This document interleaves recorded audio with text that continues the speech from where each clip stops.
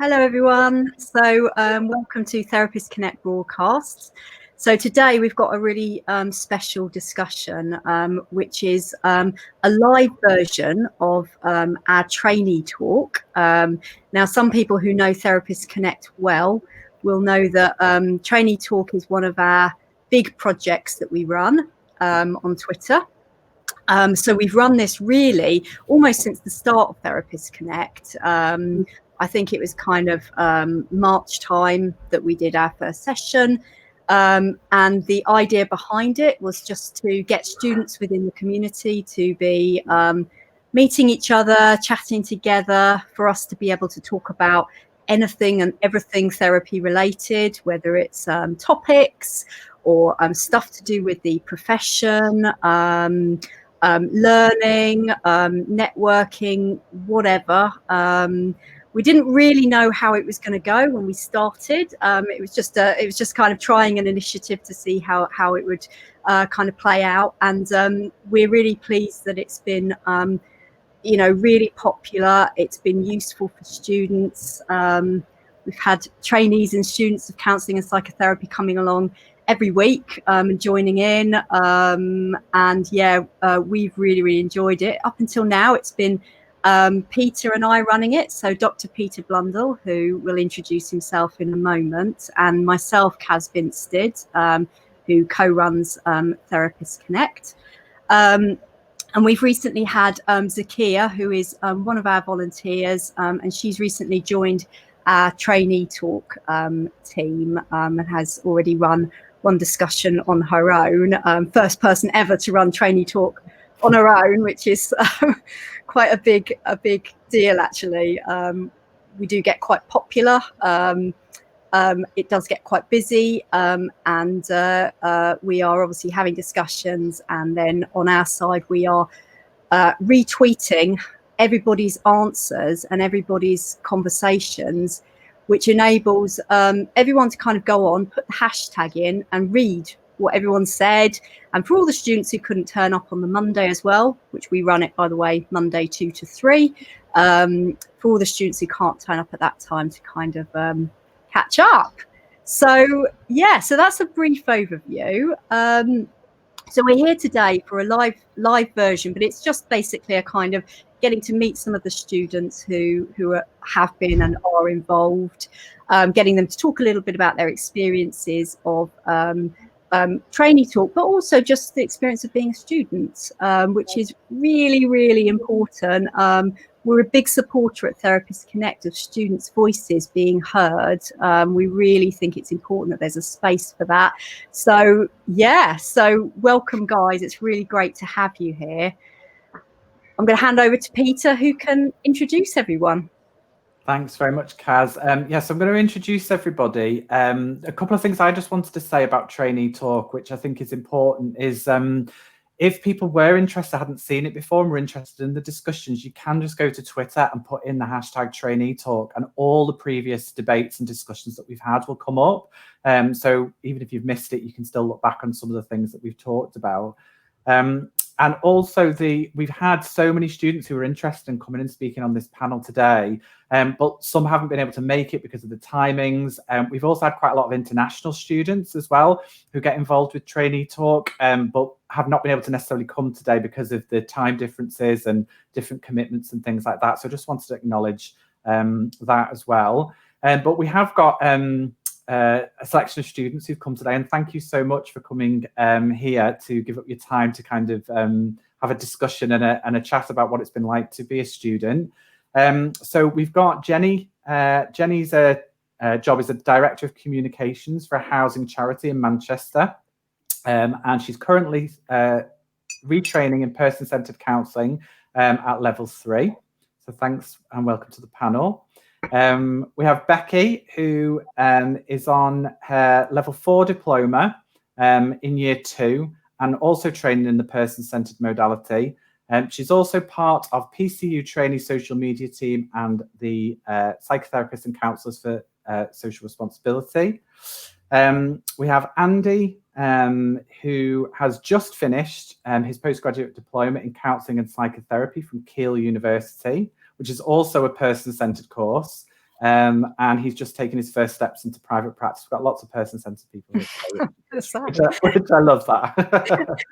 Peter, are you behind this? I didn't coordinate it like this, no. We also have Maria, who is in her first year on a part-time MSc in counselling and psychology at Keele University.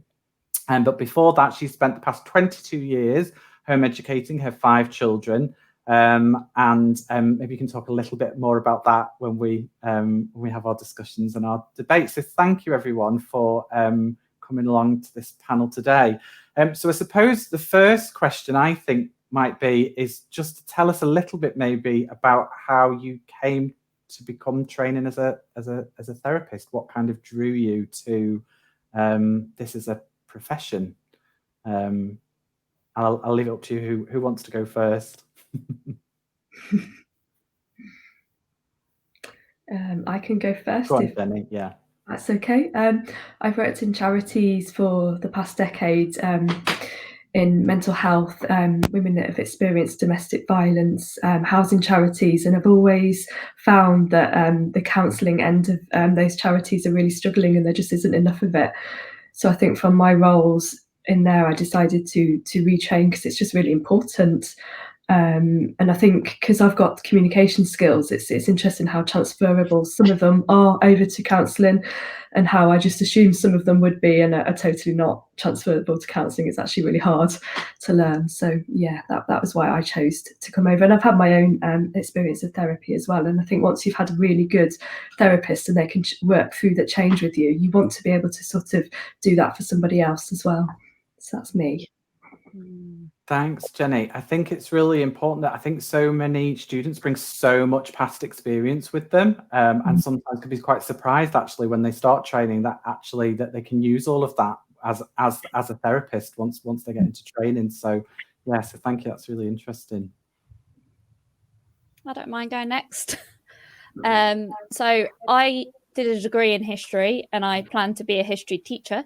Went into working in schools just to get some experience as like a teaching assistant, and ended up just falling in love with working with children and young people on more their emotions. And obviously I was working with special educational needs and disabilities, but I ended up kind of gravitating to working with the children and young people that had very difficult kind of backgrounds and, you know, home situations. And I ended up running the behaviour unit for a year, and it was at that point I was like, oh, okay, this is a different tact for my kind of route for my career. And at the same time, school work is very stressful. Anyone who's worked in schools probably know, and I ended up having a bit of an emotional breakdown myself and ended up needing some really good therapy. And I still have that therapist and she's excellent, and it just kind of made me go, oh wow, this is what good therapy is like, and this is amazing, and actually I can see myself doing that. And I just kind of shifted away completely from education, ended up working in mental health, and now I'm partway through my level 4, so just a complete change in career. Absolutely. And are you hoping to do work with young people or children? Or are you going to focus on adults? At the moment, I'm definitely focusing more on adults, and I specialise in a sense with the idea of disabilities due to my own personal experiences as well. But there is a chance in the future I might want to do some work with children and young people, but I'd rather not work in schools.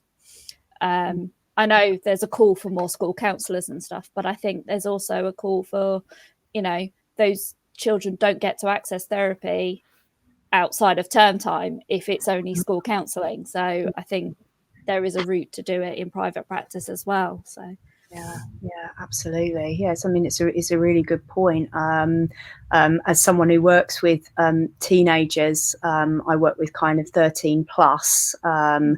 I do see, I have seen quite a few within my private practice. But I think that the other point that you picked up on there, working with disability, maybe that's something we will talk a little bit more in our conversation about, because I think it's something that's important you know, to be aware of in our work, but also within our profession as a whole as well, as students and as qualified therapists. Thank you, Becky. Who wants to jump in next?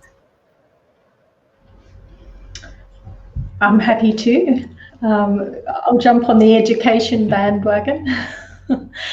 I originally trained as a primary school teacher many years ago, and I had children very early on in my own life, and had decided, actually through something that I'd learnt at university back then, to home educate them. And so before ever knowing about Carl Rogers and his thinking around even education, I had started down a very autonomous path, self-directed path with my children. And a couple of years ago, I started to look ahead and see that my time was going to be up. My youngest child is 14 and currently doing GCSEs, and so I knew that I had to do something else. And so for me, that self-directed, autonomous thing that was already sown within me, that sort of sense of agency, the actualizing tendency, if you will, sort of looking at, well, how can I do something with that? And so originally did a level 2 and 3 just to dip my toe and see if it fit, and just fell in love with person-centered therapy, and found a fabulous counsellor myself. And yeah, it's really just been a continuation of, okay, I've facilitated these 5 lives, perhaps maybe now I can journey with some other people as well, in their journey, really. So that's where I am. Yeah. Thanks, Maria. That sounds lovely. I love that idea of transitioning from kind of creating a space for your own children, and then actually looking to see if you can create another space for other people to kind of flourish. And yeah, I love that idea. Thank you.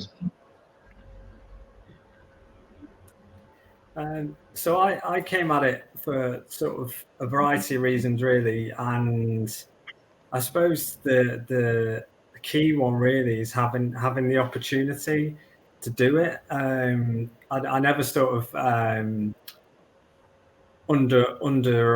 undersell the fact that having the time and being able to work part-time and having this time and space to be able to do it, you know, was such a great thing.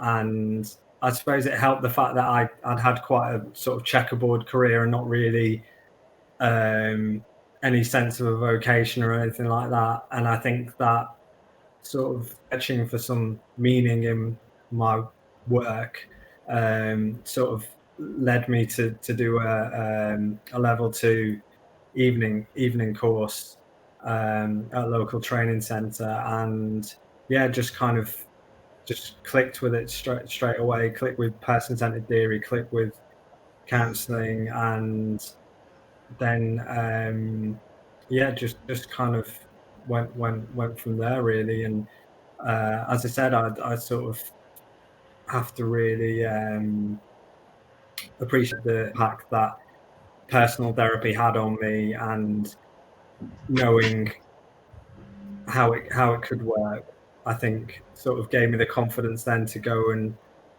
think that I wasn't just some kind of snake oil salesman, just kind of peddling something that I didn't believe in. I did believe in it, and I sort of really felt that it could be of service to people. And I think that having that experience sort of just stayed with me, and yeah, really happy to be here. Great stuff. You know what, I really hear you on that point about just believing in it. It's such a simple thing, isn't it? And yet it's so important, actually, us knowing why we're doing the work that we're doing, and that in itself, I suppose, being part of the change that we can bring about in other people's lives, as that, I guess, runs through us in certain ways. Thank you, Andy. Would it be good, Peter, to kind of move on to just thinking a little bit about, I don't know, just getting everyone to talk together about what's important on their courses? Because you a couple of you are at the same level, people are at different levels as well. So maybe just have a general chat about what do you think is important for a counselling psychotherapy course? What do you enjoy? What do you not enjoy so much?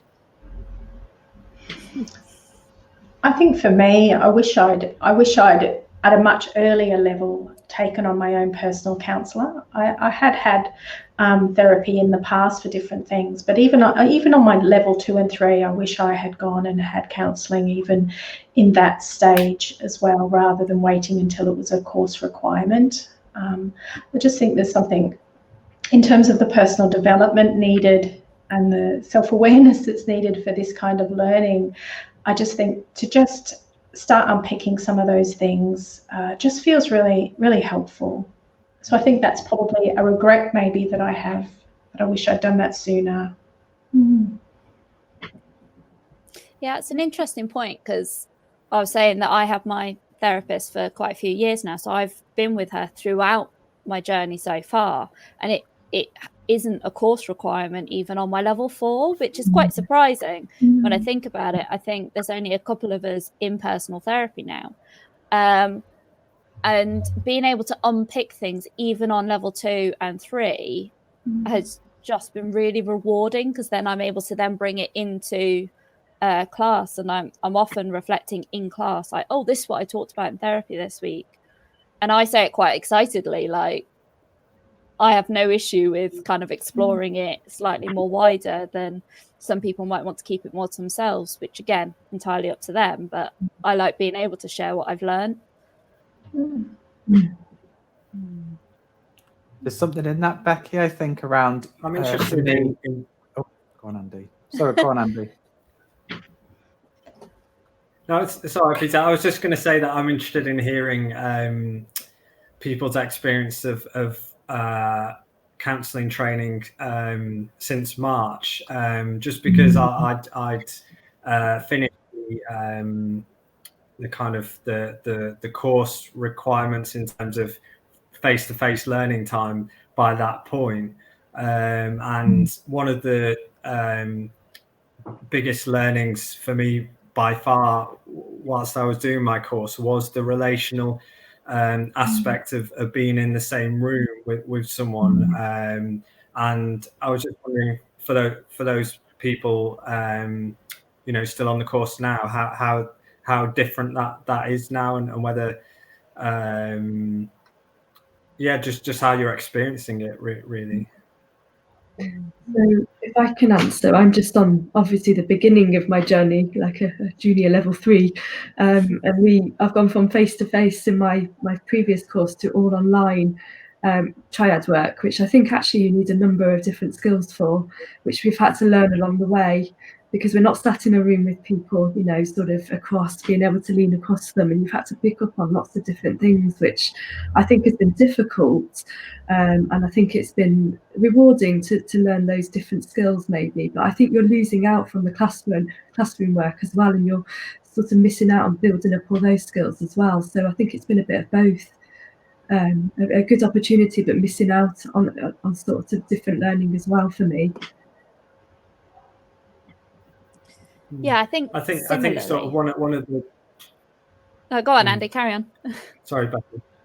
No, I was just gonna add that one of the benefits is that you're going to be sort of online ready in a way that I wasn't when I finished. I didn't do any online work during my course, so in a way you're sort of getting more prepared for the realities of working in the world as it is now, which has got to be a good thing. That's it. I think we need to see that as a positive, really, and I do. Yeah, thank you. Absolutely, Becky. As I say, absolutely similarly to that, I think, especially when you see the BACP are looking at making things more online, they were redoing their training standards and things like that. So I'm not sure about others, but I did the counselling tutor training. And that's been deemed sufficient enough for me to carry on into when I'm in placement work, be able to work online. And I suppose I'm in a minority on my course. There's 2 of us where we're like, yeah, this is great being online all the time. And for me, it means I don't have to drive so far to class, because it takes me an hour to get there, an hour to get back. on a Tuesday evening. It's a long day. So being able to just kind of quickly open my laptop 2 minutes before class and then do class and then turn my laptop off and go off and relax has been great in that sense. But I do understand the missing the, you know, face-to-face interactions as well. That's been a bit of a challenge. And I think also, you know, if tutors are less tech savvy, for them to teach online, it's a new skill for them as well. So we're all suddenly thrown in March of like, right, this is how you've got to learn. And that's been a bit of a challenge and, you know, created some conflict, I suppose, on my course especially. And it did get resolved.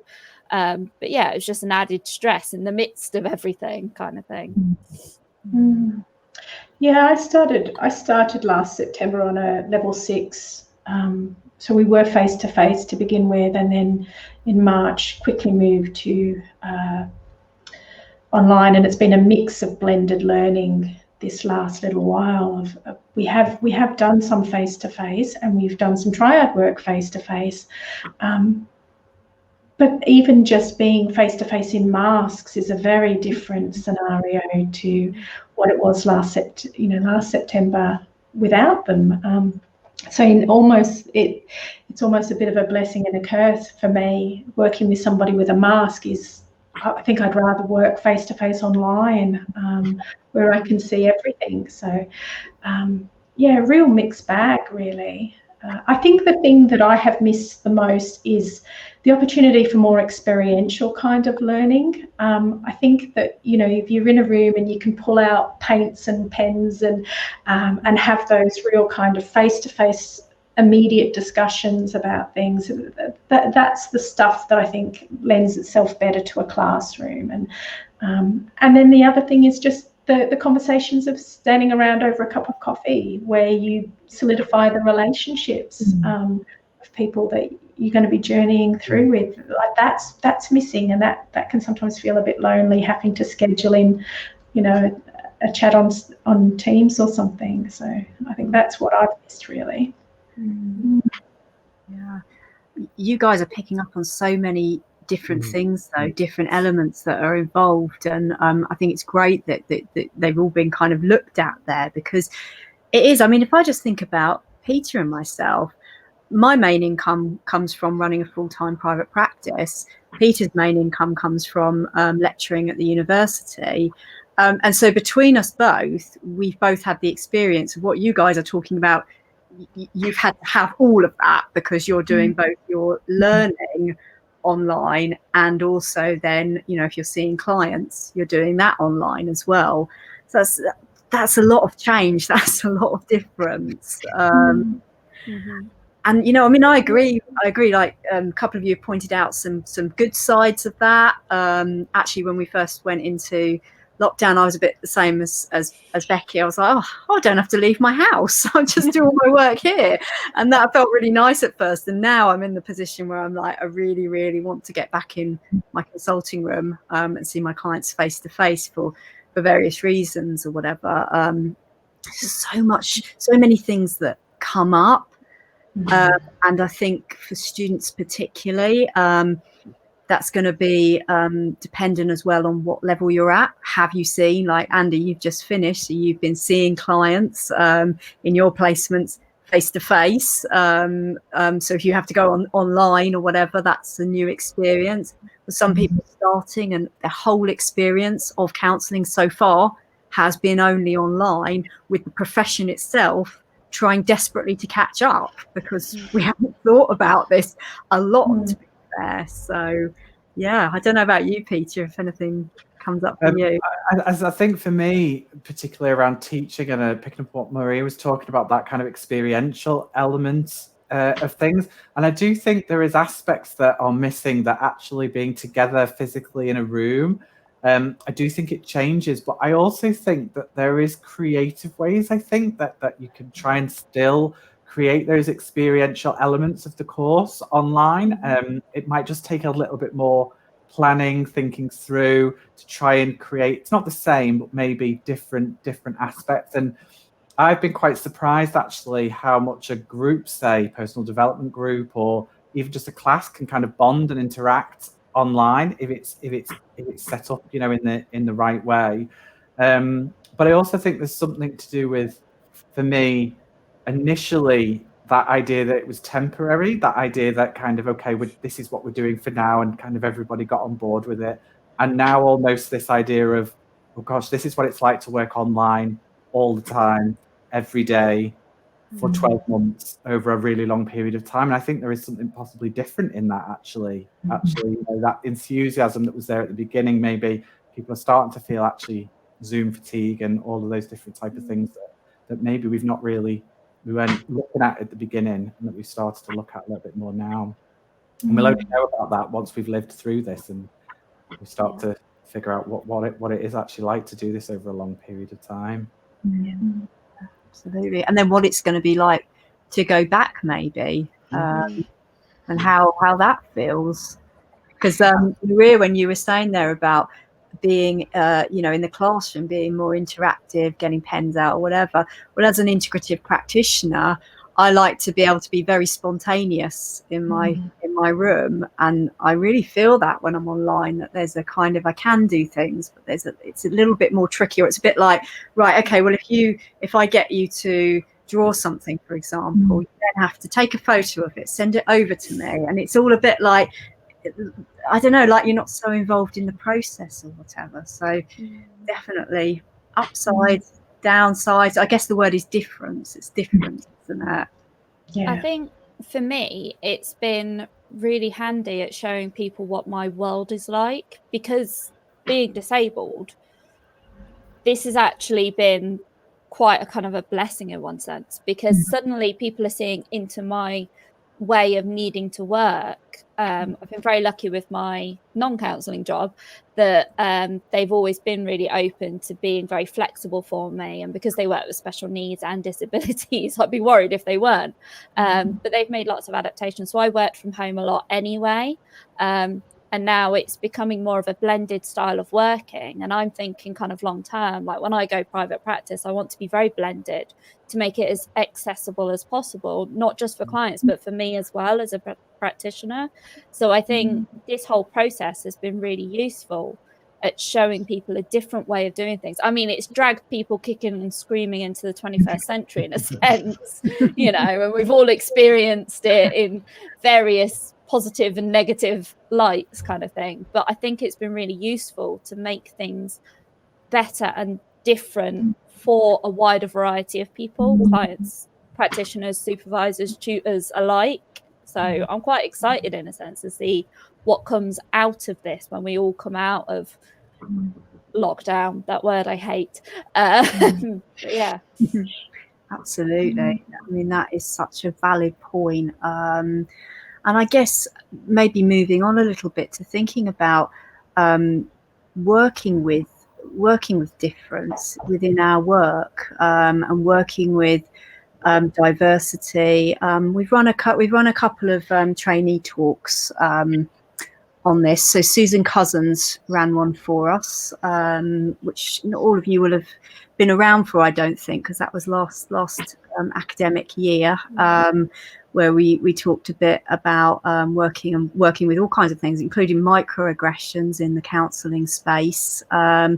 Obviously, Zakir ran a session on intercultural counselling a few weeks ago, and I think that it's something that we've always had to be aware of in this work, but maybe because of, again, things this year like Black Lives Matters, it's really come to the fore as to how important this is in our work. So I just wondered whether any of you guys want to speak a little bit on your experiences of that, or your thoughts around that in our work and our profession.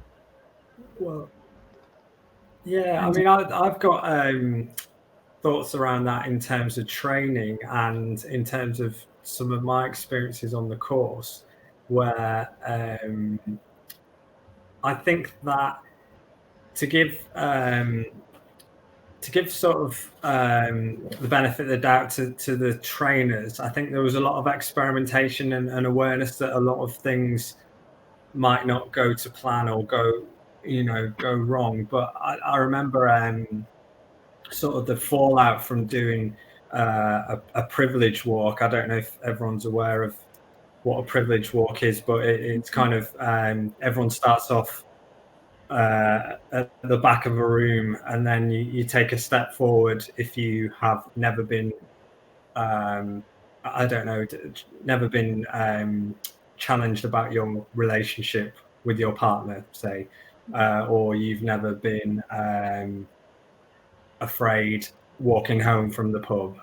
So it's all these kind of privileges that you then walk forward, and kind of the fallout from that was that certain members of the cohort were made to feel very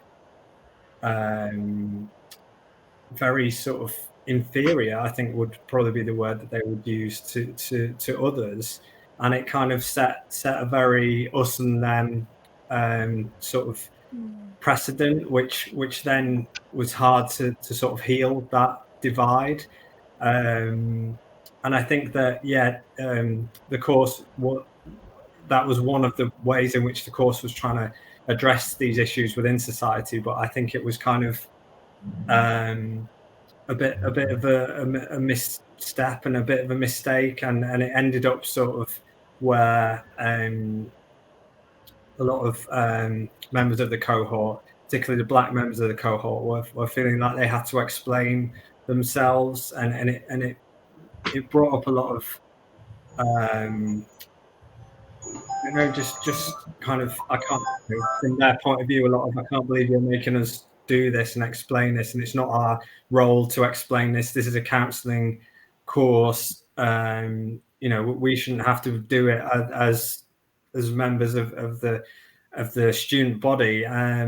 So that was just a sort of personal experience from my training, and it's I think that probably that won't happen again, and that the course will evolve and hopefully be better able to deal with the major issues of today in a more sensitive and better way.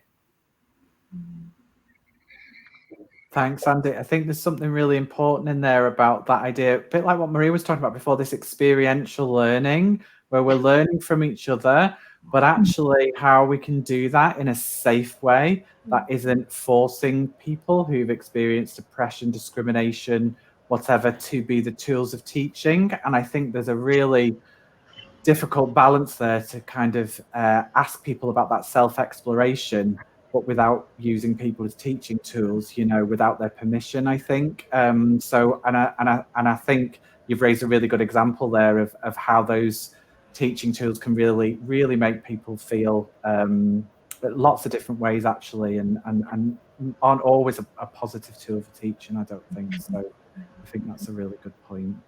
Such a good point, because so many courses may well do that exercise, actually. And I think just being able to, hear people's experiences within that, and the maybe loss of sensitivity, even though it comes from a place potentially of trying to, exactly.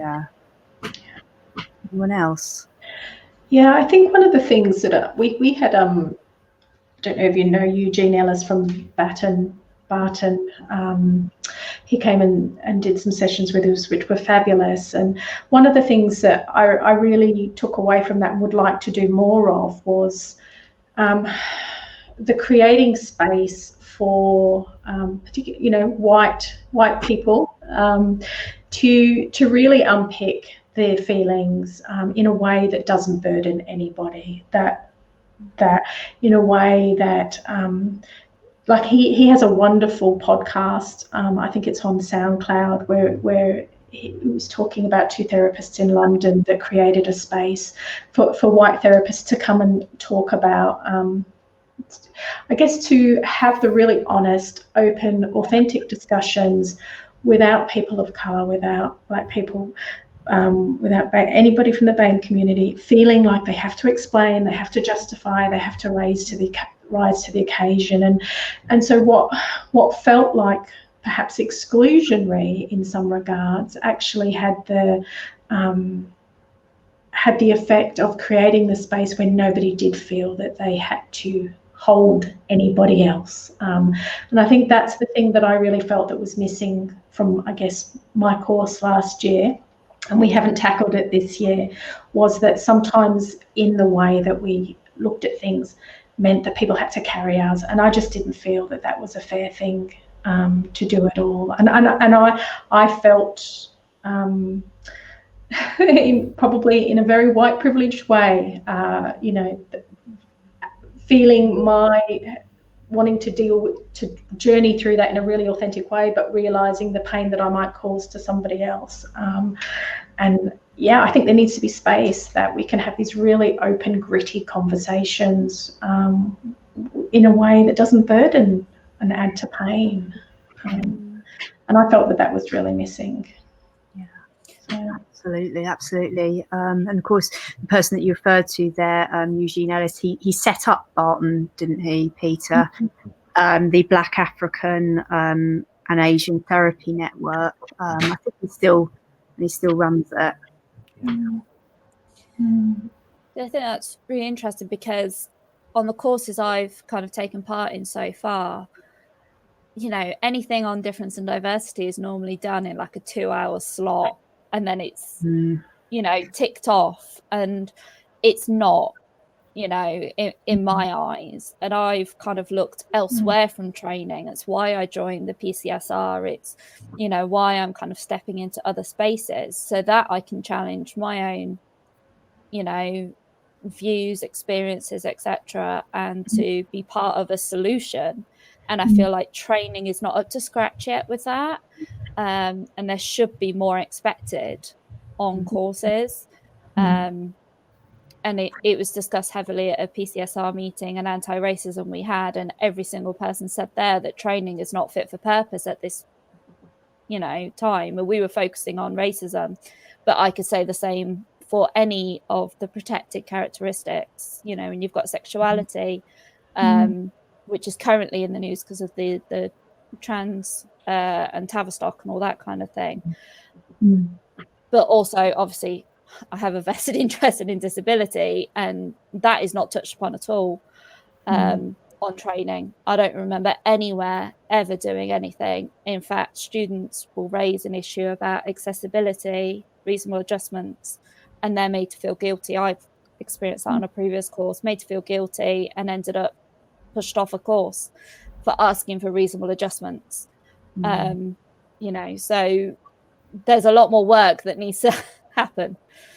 Yeah, and I just hearing that, Becky, I really hear what you're saying there. And I think just from my own perspective, teaching in a university, but then running these Twitter discussion groups, hearing from so many different students who have made comments like, gosh, we've not even touched upon this on our course. I've learned so much in this 1-hour discussion online than I have done on my course. And lots of students highlighting gaps of things that they haven't been taught, they haven't even touched upon, they've not even been reading, they've not been referred to. And so I think that it was quite shocking to me actually to see some of those gaps actually, and people going through quite, significant training and saying, we're just not covering this at all. I want to, but there's no space for it. And I think it shouldn't really be up to the student to have to go searching elsewhere. But actually, I'm glad that you did, Becky. Do you know what I mean? That at least, you were able to find something out there. You know what I mean? That could start to look at some of that. And I think that might be an important message for students. Actually, is that you might have to go searching beyond your course to access some of that, or raise it with your course as well that it's not covered, and ask questions as to why. Anything else? Zakia, did you have anything to add? You're on mute at the moment, but just a little bit, just a bit like Becky, I felt right away I don't get quite a specific what is about me from the course, differences, diversity. So I went very specifically out of my training area. Even the placement, I did it in NEFCI, it's an intercultural therapy, where I could use my extra tools, where I thought that is something good, but the course wouldn't figure it out. So, for example, having counseling in my languages, I have these other 2 languages, and I could make a use of it. And having the right placement, not just the training is important, having also, or widen, use the placement, what you don't have in training, use the specific placement, find that as well. I think that helped me. So I find their placement was everybody spoke a different language, everybody looked different like me. I find a lot of there in that. Yeah. That's so it's a lot relying on us, on the individual, to find the additional things what they don't have it in training. Absolutely. Yeah.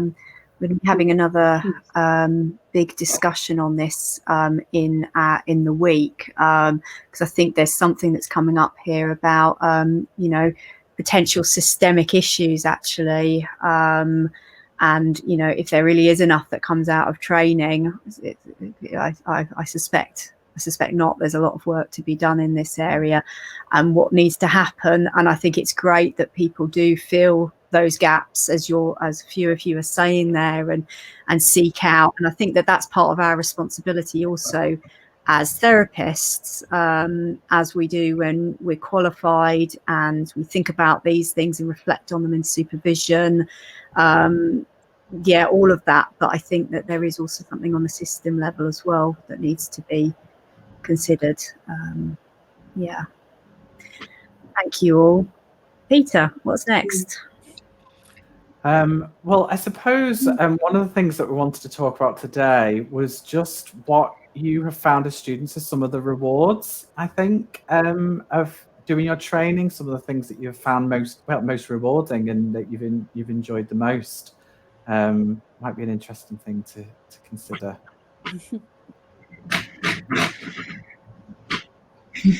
Anything. Oh, please tell me something. I just don't want to go first. Be polite.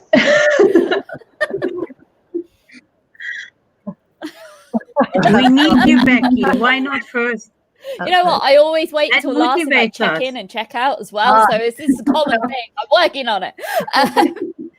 I suppose that's one thing, is that personal development. I think whether you have personal therapy or not at the same point as studying, you just grow as a person. You don't have a choice. The course will make you grow whether you want to or not. And it will open your eyes to different things. I think it's had an impact on all of my relationships, my friendships, my family. Some didn't seem so good at the time. Now it's positive things. I'm able to bring theory in at home, which is great fun. The look of horror on my dad's face or something when I'll say something about counselling, and then it suddenly makes sense to him, and it's helped build relationships. So I suppose it's that experiential side of studying to be a counsellor. You experience what your clients will experience. And I think when you find that modality that really suits you, for example, in my case, I suppose person-centered, and I really feel such an affinity with the actualizing tendency. I just love it as a concept. It makes so much sense. I'm going through it constantly, and then I can see that in other people. It's so rewarding. I can't even tell you. I definitely know I'm on the right path, kind of thing, when I experience it and see it in others. So yeah, that's me. So lovely. I agree, Becky. I think that for me, it's opened up so many doors.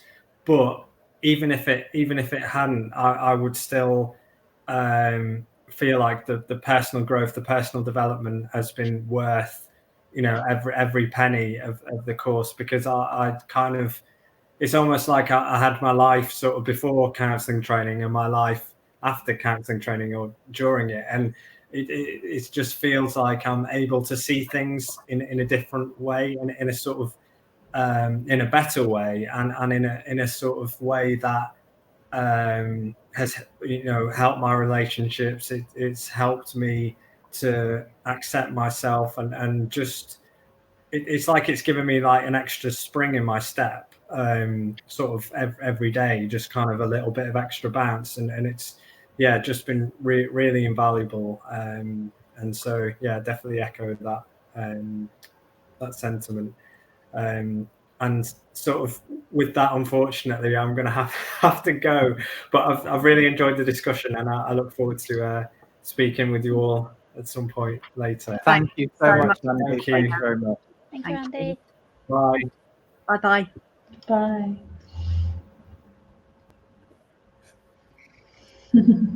Yeah, Andy let us know that he had to run off on the hour. Well, I'm loving hearing what I'm hearing so far. Any more? I think the thing that one of the things, I guess, sort of harking back to what we were talking about before, that one of the things I've noticed since I started training at the end of 2018, that there has been a shift. Like I have seen far more it's a far more multicultural environment this year on my course than what there was, and I think as some of the things that have happened in the world have happened with the Black Lives Matter movement, and that there has been a shift, and I suspect that if that gives me hope that there is a greater diversity of people now accessing counselling as a profession, are accessing counselling themselves, and I think that just sort of seeing those minor shifts that I see and experiencing them for myself, seeing people grow and challenge, seeing myself grow and challenge, I just think, I don't know, it gives me a bit more hope in the world. I think that that at some level there's people out there that really are invested in others and invested in change, and I don't know, maybe it sort of makes it feel like a bit of a nicer place, I suppose, in a time where it doesn't always feel that way. So it's the people, I think, for me, that like knowing self, knowing others, I think it's been wonderful. And Maria, that idea of hope, I mean, for me, kind of going into 2021, that I kind of hold on to that myself, really, that, that hope that things are going to change, that those difficulties have been heard, and that there's going to be some change, and I'm hopeful as well. Yeah. Still so much work to be done, but it's just seeing the little tiny steps here and there, and seeing change in people's hearts and openness to self-examination, I suppose. It fills me with a little bit of hope. Absolutely, and change often comes in those little steps, which I think at some points can be frustrating or whatever, but I think it does. And when you begin to see it, like you say, see it in hearts and souls and things like that, what it means to be a human being, it means to live in this world, all of that kind of thing. Yeah, echoing Peter as well, thinking about the arrival of 2021. Let's see.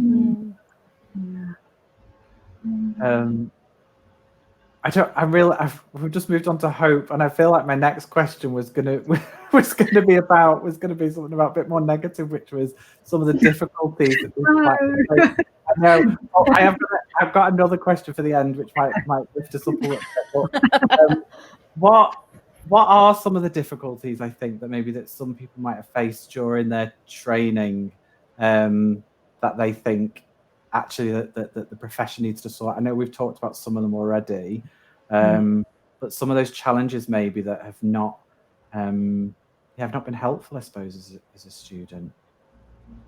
I think for me, coming from the charity background where things are a little bit unsettled and there's internal politics within the sector, learning that the same thing's going on in the counselling sector was quite an eye-opener for me. I should have realised it was happening, but watching all the arguments of different modalities and all of that playing out, it's quite disappointing in a way, because you don't want it to be like that, but it's what we're heading into as students.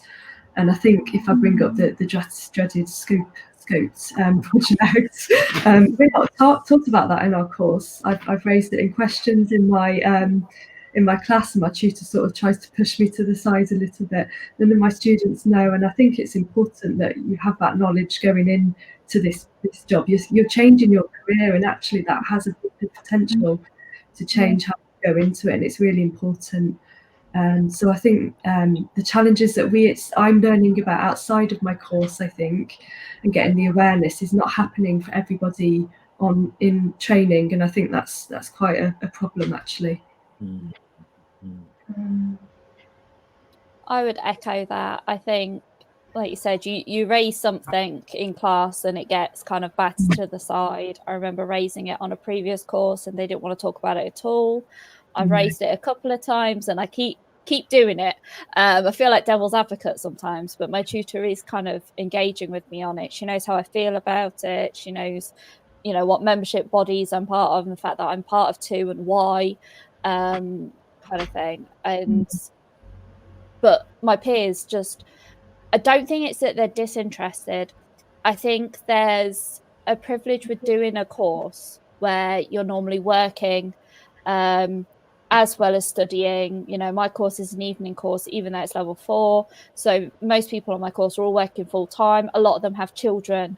They don't have the time to then go and, find out about the politics. Oh, there goes my straw. Within the the profession. So it's very time limited what you can do, and then you're starting placements as well. It's like by the end you're like a zombie because you're so knackered from everything, and so I think there's a bit of an unrealistic side to studying. Tutors telling you there's loads of jobs when you come out of it. It's great if you want to go private practice and that's what your heart's sold on, you maybe can, but if you want to go and work for somewhere, it's a completely different thing and there's different hoops. So I think there's a lot of things that are not being discussed at the trainee level that should be discussed, and it's not all doom and gloom. It doesn't have to be discussed in a negative way, but there needs to be a realism to it. As much as I went down the hope track before, part of me has to do that because I can be quite cynical about the future as well. And I guess Twitter's probably a little bit of a melting pot in terms of opinions, as is social media in general. But it can, there are some days where I just have to say, am I doing the right thing? Is there going to be videos out there? Reading things about having to volunteer for 2 years without being paid. They are very real things that not everybody has the ability to give 2 years of their life to, and it feels almost sometimes it's the ultimate pyramid marketing scheme. Where if you're starting at the bottom, that you do have to give your life for 2 years in order to get experience. And there is a cynicism about that because, we've all come with different abilities and different skills, and it's not like we're blank slates as we sign up to counsellors. And I think it is hard to sort of look to the future sometimes, and especially with all the uncertainty at the moment. Definitely. Thank you guys. Just a quick point, maybe merging, bring a little bit of hope in, merging the questions before. Because a lot of these things that you bring up are very, very serious things. They're very important things. I think it's a shame that things don't get talked about in training spaces.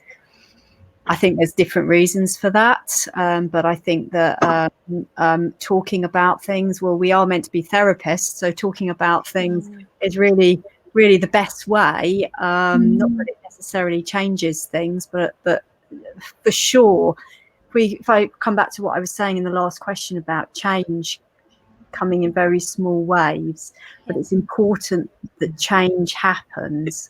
Because even the demographic of people who used to train to be therapists, that has changed dramatically. Now, as a profession, we have to move with that change, because it is no longer the days where maybe people who are training to be therapists don't need to work.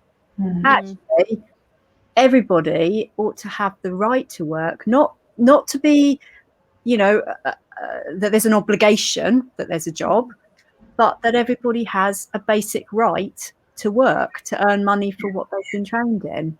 And that's something that we need to be looking at more. But I think that comes back to systems within our profession, and then mini systems within that, which include training institutes. You know, I really hear you guys, and actually that's why it's important students have a say, because it's important people hear your thoughts and views and those things. And just following on from that, Kaz, as well, I think that I appreciate on Becky's point in terms of students may not have the capacity, say, for campaigning to be really fully updated around scopes or other issues potentially. And I accept that, would never kind of push somebody kind of to do more than they possibly can. But one thing I have found really hopeful actually this year is that students have got together and have been expressing their viewpoints and have been campaigning.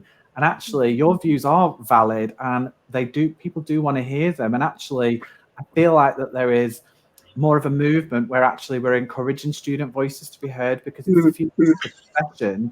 And actually, you know, that we need to be encouraging that and creating that space for people to be able to talk about those things. And it worries me sometimes, because students might say to me, I haven't got enough experience, I don't know enough, I don't feel I can have an opinion. And I actually think, no, you're the future of the profession. You should be informing, you know, all of that and that discussion. So I think that's something that we're encouraging at Trainee Talk, Kaz, isn't it? Is that encouraging people to express those views and contribute to the profession, because you're a part of it.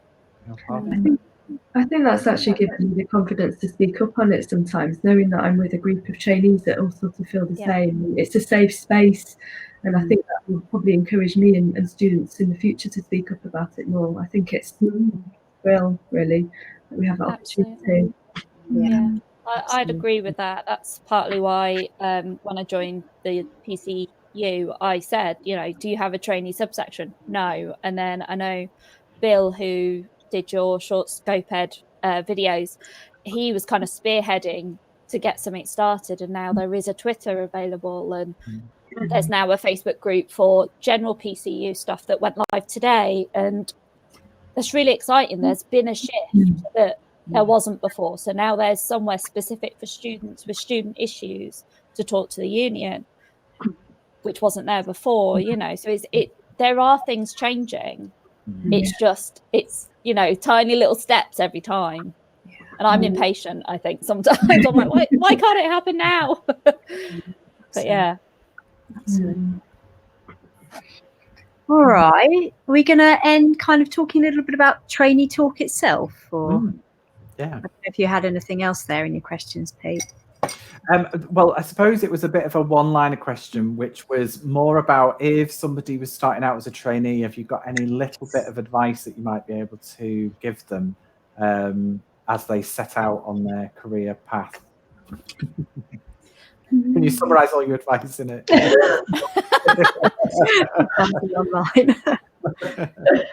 Be prepared to do the work on yourself. There's my line. That's a good one. We'll take that. Yeah.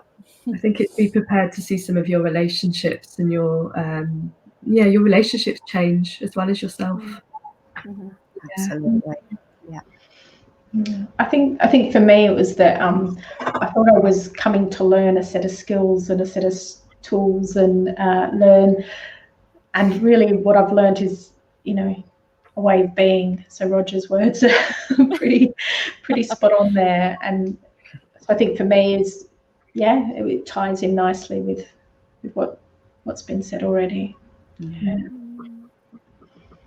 Thank you. Lovely.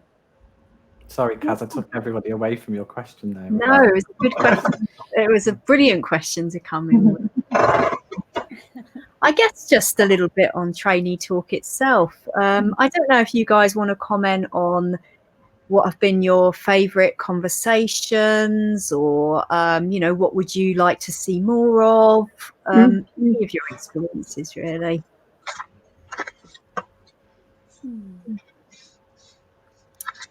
Who wants to go first?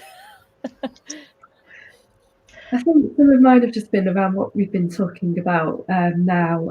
For me, and I bookmark some of them if I can't sort of go through the page, so I can go back and read them later, because I think some of the advice that comes from different students around some of the things we've talked about scoped, and in terms of getting a job, and in terms of certain things on training courses, they're just really helpful, because sometimes when you go along in your training, you just maybe think about things yourself, or am I just experiencing that, or am I just worried about that? And I think Training Talk just opens it up to lots of different students talking about the same thing, having the same worries and concerns, and you just feel okay in the end. That's how I come away from Mondays, just feeling, when I've sat and sort of watched or been sort of saving things or retweeting them. It's a nice voice of students all going through the same training, or experiencing the same thing, or having advice for how to do things differently as well, or not to worry about that, or you've got someone there that you can talk to.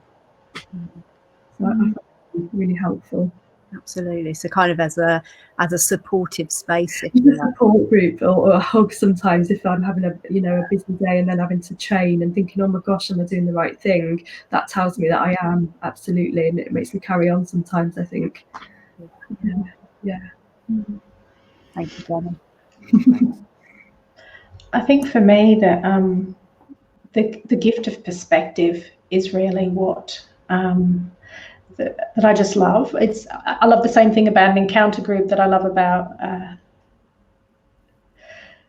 Twitter. The Trainee Talk on Twitter is that the gift of perspective, when somebody tells you something, when somebody maybe nudges you or challenges you or gives you a different way of looking at things, it just opens my world so much more. And I think especially at the moment when life can feel a little bit insular, that to have people out there that are willing, that are in the industry as well as students, that are willing to engage and just stretch and grow, put something new before me. I'm always really thankful for that. So yeah. Yeah, absolutely. Some of those conversations can get really detailed, actually.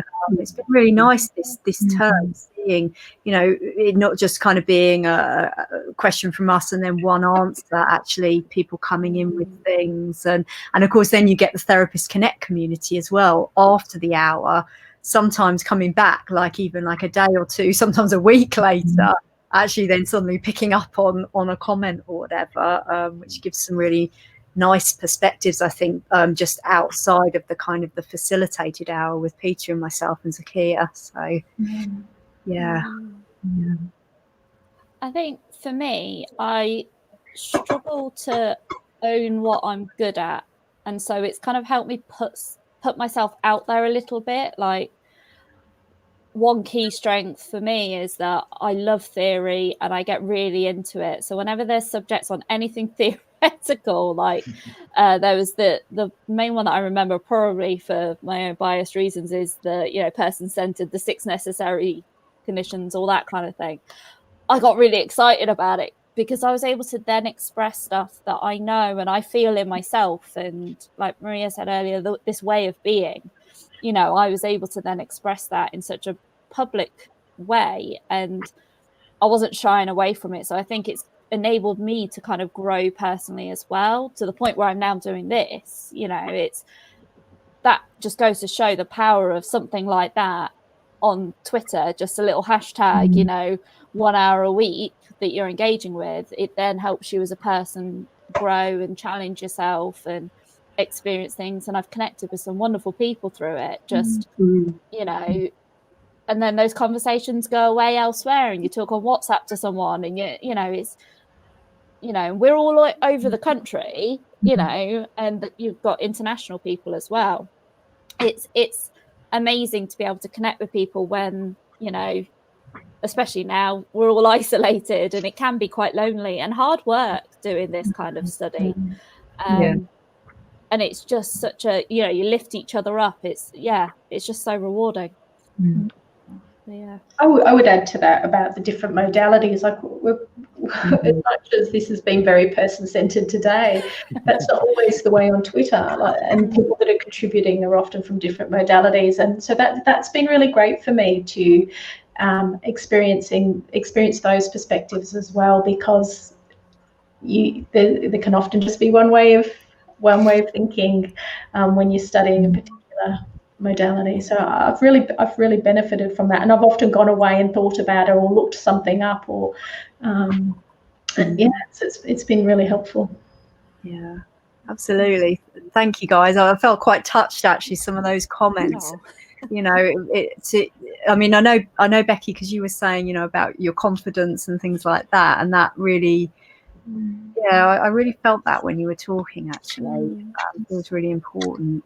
I want to ask Sakira and Peter as well what their thoughts or you know, thoughts or experience has been. But before I do, I just wanted to pick up on Maria's point about modalities, because this was something that when we started, I kind of put the idea to Peter, and I said, you know, I guess it would be akin to kind of placement supervision, where you meet lots of different people on different courses. But we just weren't sure how that was going to work out, having everyone on different levels, different people on different courses. But it's just worked, and it's been so fascinating, even for us. Now, Peter is very person-centered and works on a person-centered course. I am very integrative, and I have worked only with integrative students on integrative courses. And so we've even felt like and I think that it's been really useful. Even someone mentioned earlier about wars between modalities and stuff, which is a big talk. You know, it's a big talking point. I was talking to Mick Cooper about this on Friday, actually, which was interesting. And we've got some other discussions this week. You know, but just the way that kind of has worked in Trainee Talk, and you know, it's just such a great learning space, actually. Even, yeah, those of us who are kind of qualified. I don't know, Peter, do you want to come in there? Well, the one that always stands out to me was the discussion on note taking, because I really did not think people would be that inspired by it. I'm completely honest. We were like, oh, we better do it. And that discussion went on for over a week, and with the students, yeah, to start off with, but then lots of other people who have been trained in very specific ways, around note keeping and note taking and all of that kind of thing. And that was just fascinating, actually, just to see so many different perspectives. And also, I think there was a few people who were clients as well who talked about a therapist taking notes while they were in the session, while the client was there and stuff like that. So there was loads of different perspectives in that. And it just went on for so long. And that for me is kind of what it's about. It's about let's just talk about what's actually going on and what different people are doing. And I think everybody could learn from that, actually, in some of those discussions. So for me, it's been wonderful just seeing those discussions happen, really. And I've thoroughly enjoyed being part of it. Yeah, it's been good. Sakira, I don't know how you've found it, because you did one Trainee Talk which is just all on your own. We left you, we abandoned you and left you all on your own. I think I was lucky. I had very supportive trainees around me. Becky was there, Maria was there. Jenny, I didn't remember you, but I think you were with the second one, because these are trainees. They come with all their life before. They are now trainees, counselors, but I had professionals like Becky's qualified teacher. And so I think it's not only a Trainee Talk, I learned so much, and and then later on the qualified counselors coming, especially with process notes, is such a very private, very confidential thing. And now out in the open and to talk about it, it's amazing. Kath, and we learned, I think we all learned a lot from it. Absolutely. And it's a two-side street, is it? It's like in a therapeutic relationship. We learn from our clients. We learn from trainees learn from us. Yeah, absolutely. And it is, I need to be prepared. There are such amazing questions sometimes coming. Before the Trainee Talk starts, I go and read, prepare myself. Yeah, I could imagine that's how it's actually happening in the teaching environment. Exactly the same. It's quite real, the Trainee Talk on Twitter. Yeah, absolutely. Yeah, and it's important that it's real as well, because, you know, we're talking about, you know, this job, our work, which is you know, it's so important. It's so important that we can reflect on things, that we have a space for that. And yeah, I agree. It's very, very similar to you know, an actual training space, but we're just doing it in a very different way, actually. A bit of a revolutionized way, actually, because Twitter is such a different space to Facebook as well. Obviously, there is counselling tutor on Facebook, but it's a kind of a group, it's an ongoing thing, and they run things in slightly different ways. And Twitter is a much more open space, actually. And I guess Peter and I have been quite grateful to the Therapist Connect community for really, really supporting Trainee Talk and really supporting the students, and be really respecting that hour as well, just letting us get on with it for the hour, which feels important because, as Zakia says there, that's a facilitated hour. But then obviously people can give their thoughts later on. And also all these specialists that we've had come along and that we will have come along. We've got more people lined up. Zakia was one of them. But you know, it's been so good, and it's good also for us to kind of go, you know what, actually let someone else take this one because they know a bit more on it, or you know, give ourselves a week off or whatever. But I think it's just really good for the students and for the space alike to have fresh voices coming in and people who really know, yeah, are specialists in particular areas as well. So yeah. Can I just add that one of the things that I think is really lovely as well is that it's demystifying counselling, that the fact that this is so out there in the open that anybody can, that is part of that's following ours or following, can really just see what is happening, and that they are, it is real people, and it's often with the same kind of struggles, just trying to really work for clients. And I think that that's been really lovely to watch as well. That's very right, actually, because I've seen a few people that say, oh, I'm not a counsellor, I am a client though. So they are following it as well. And it's that's very important for, you know, when I am a client as well as being a therapist or therapist in training, you know, and I like being able to know what counsellors are doing. I like to know the nitty gritty, because that helps me experience my therapy. So I think it's great that clients are engaging with it as well, even if it's just watching it, you know, and they will step in and say things like going, but that wasn't my experience. This is what I experienced in therapy. And that's really educational, so much more sometimes than someone just teaching you. It's so much better to hear from clients. Such an important voice.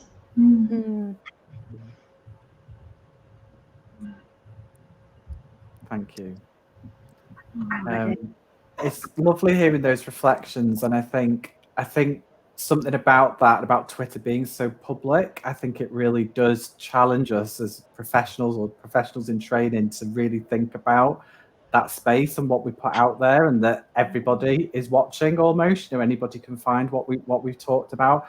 And I have to say, I do think the students who've been involved with Trainee Talk have managed that really well. You know, we've not had issues, I don't think, managing that space.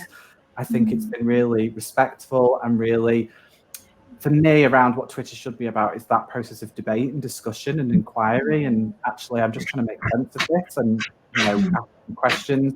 And I think that for me has been brilliant, because as Kaz said, we didn't really know what that was going to be like, and how people were going to interact with that space. So thank you to you guys, but also everyone who's kind of engaged with that and been involved with it over the past 12 months. It's been really wonderful. It has. Is there anything you guys haven't seen yet that you would like to see come up in topic or conversation, or anything repeated or looked at in more detail? I think one that came to me the other day was some stuff around reflectivity, how to developing that reflective process, and perhaps even different topics. I don't know, maybe even as an ongoing thing, doing a throwaway topic to go and reflect on this week, and, you know, I don't know. I guess just to encourage that as a process, and then bringing it back for discussion. I don't know. Yeah, definitely sounds like a good one. Because I mean, reflection for me is one of the most important words. And there is something about how do we develop our reflection skills in different spaces as well. I mean, when we're qualified, it's mostly the supervision space and within our own minds. But, you know, there's so much. It's almost like training a muscle, actually. And when you're at student level, there's so many, you're trying to train your memory, you're trying to train, you know, your reflection skills. There's a lot of different things that you're learning. This is such an important one. So that would be a great topic to just really hone in on. I was going to say, I think Peter's saying about social media and the fact that we're using that as professionals. I think actually something on that would be really good, because I think a lot of places, I know on courses I've been on, where they've said you can't have social media. If you do, it can't be under your name. And it's, you know, very extreme. And it comes from a place of fear and concern and a different way of thinking. But I think it'd be really interesting to see a topic about how we can manage that ethically, safely, link it to ethical frameworks even. I think that'd be a really interesting way to kind of change the way we look at things a little bit. I think that's really interesting, Becky, because I think that there isn't a lot written out there about how we manage that space. And the way I think about it is everybody who's using social media are like pioneers in a way, because they are kind of working through all those issues now and working out how can we use this ethically. And what I'd actually like to see is more therapists who are out there using social media write about that and the problem, the issues that there is. And I think if you look, what I was kind of saying there about trainee talk, if you look at how students have managed that hours space every week, I think a lot could be learned from all of those different students about how they responded and how they interacted with those questions without talking about clients, without offending anybody, without kind of, you know, causing a big Twitter argument, wherever was able to discuss and debate all of those different issues. I think in a respectful way that the profession should be proud of, actually, that because that's a complicated thing to do. It's not an easy thing to do. So yeah, I think I'd love to have one on social media. I think. And I think a topic with that is that how congruent can you be as a person? Like, how much of you can you put on the internet? I'm fairly open. You know, you've got pictures of me dressed up as an elf, for heaven's sake, on my Facebook, and I use that for my stuff. Like, I have no issue being open about LARP and Dungeons and Dragons and stuff, but there are lots of people that want to keep very private. So how do we manage that if we want to engage? So I think that'd be really interesting. Absolutely. And how does that mirror with how we are in our rooms as well? Exactly. Yeah, really interesting. Right.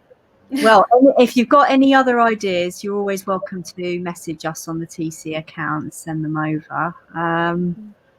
Cass, I have an idea. Go for it. From hearing what the trainees here say, I think once you're qualified, what happens then? Something like that. Options, journeys, routes.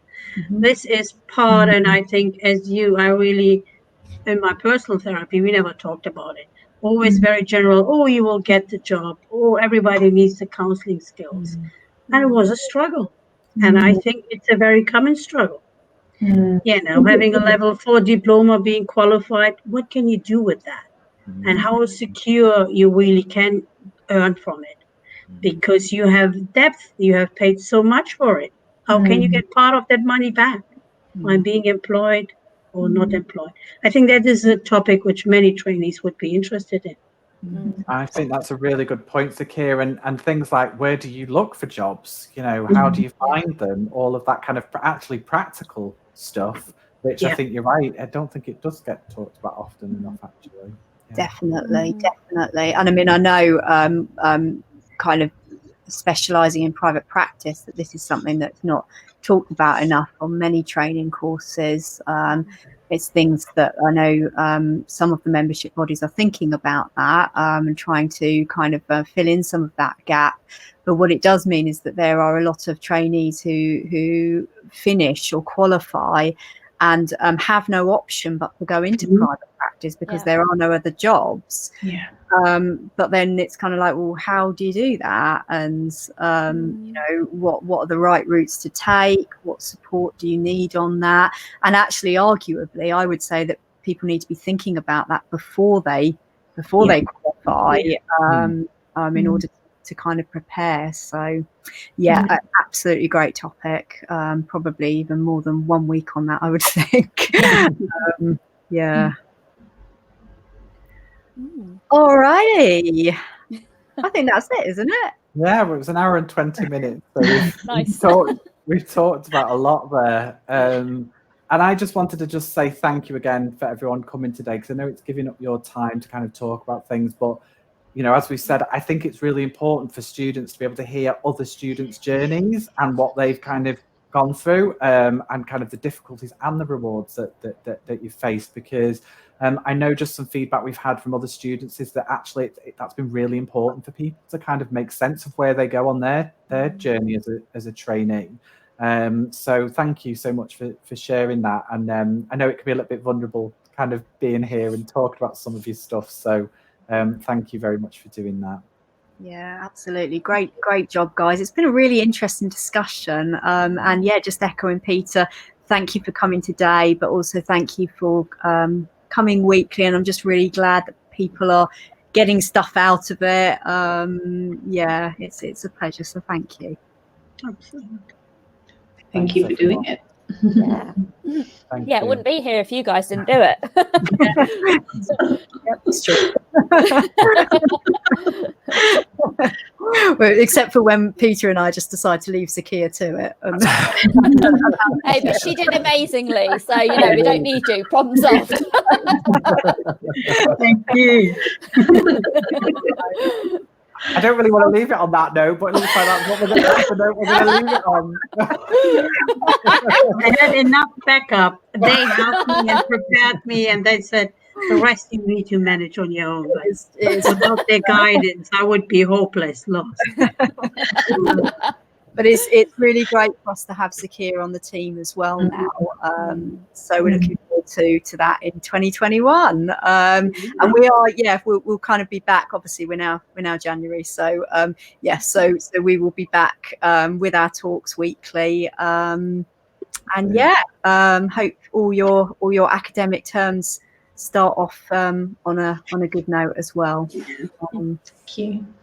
Thank you. All right, so thank you everyone for watching. So just a reminder, we've got a whole load of events going on this week, many more discussions on some things that have actually been picked up in today's discussion as well. So if you want to think about some of those things a little more deeply, do see our website. Everything's scrolling along the bottom, so you can just check out what we've got going on there. Yeah, we've got some bookable events throughout the week, so you can still look onto those. But also we've got some like debates which will be on our YouTube channel. So if you can't go on the bookable events, just subscribe to our YouTube channel and you'll be able to find all of the broadcasts there. Okay. Brilliant. All right. So yeah, thank you, Trainee Talk. Thank you, Therapist Connect. Yeah, brilliant. Thank you, everyone. Thank you. Bye.